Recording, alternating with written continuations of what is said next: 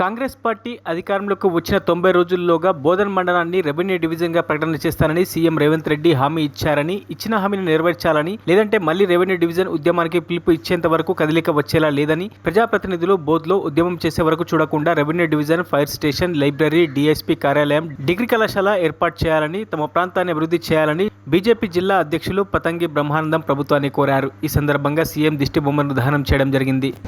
గత సంవత్సరం board bus stand వద్ద బోర్డు నుంచి తరలిపోయినటువంటి కార్యాలయాలన్నీ కూడా ఇక్కడికి రావాలని, శిథిలావస్థలో ఉన్నటువంటి కార్యాలయాలు పునర్నిర్మాణం జరగాలని, అదే రకంగా కొత్తగా నిర్మించినటువంటి భవనాలలో ఆఫీసులు జరగాలని, ఇక్కడ బోర్డు ప్రాంతానికి degree college, fire station, mini stadium, revenue division, DSP office లాంటివి కావాలని అన్ని కుల, మత, వృత్తి, విద్యార్థి, ఉద్యోగ, ఉపాధ్యాయ, మేధావి సంఘాలన్నీ కూడా కలిసి 87 రోజుల పాటుగా ఇక్కడ ఉద్యమం అనేటువంటిది చేయడం జరిగింది.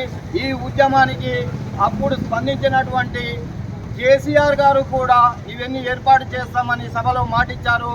అదే రకంగా ఇక్కడ ఈ ఉద్యమానికి స్పందించి ఇప్పుడున్నటువంటి సీఎం రేవంత్ రెడ్డి గారు కూడా 90 రోజులలో చేస్తానని ఆ రోజు సభాముఖంగా మాట ఇచ్చి ఇప్పుడు అది ఏమీ తెలియకుండా పట్టనట్లు దాని ఊసే.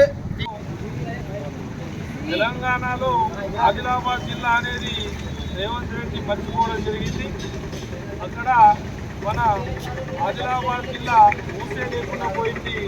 అదేవిధంగా ఏదైతే కాంగ్రెస్ ప్రభుత్వం ఎలక్షన్లో దొంగ హామీలు ఇచ్చి 6 గ్యారంటీలను అమలు చేస్తామని చెప్పి ఈరోజు 8 నెలలు దాటినా ఈరోజు ఎలాంటి గ్యారంటీ అమలు చేయడం లేదు.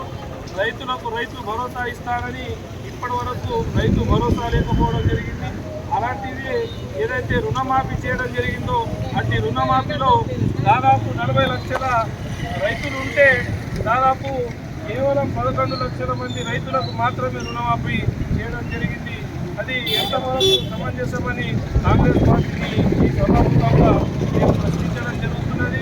ఇలాంటి ప్రతి దాంట్లో అదేవిధంగా ఏదైతే మహిళలకు నెలకు 2,500 రూపాయలు ప్రతి మహిళకు ఆడపడుచు ఇస్తామని చెప్పి దాన్ని కూడా మర్చిపోవడం జరిగింది. ఇలా ప్రతి హామీని దొంగ చూడమాటలు చెప్పి ఈరోజు ప్రభుత్వంలో గద్దె. మరిన్ని అప్డేట్స్ కోసం మా ఛానల్ని సబ్స్క్రైబ్ చేయండి.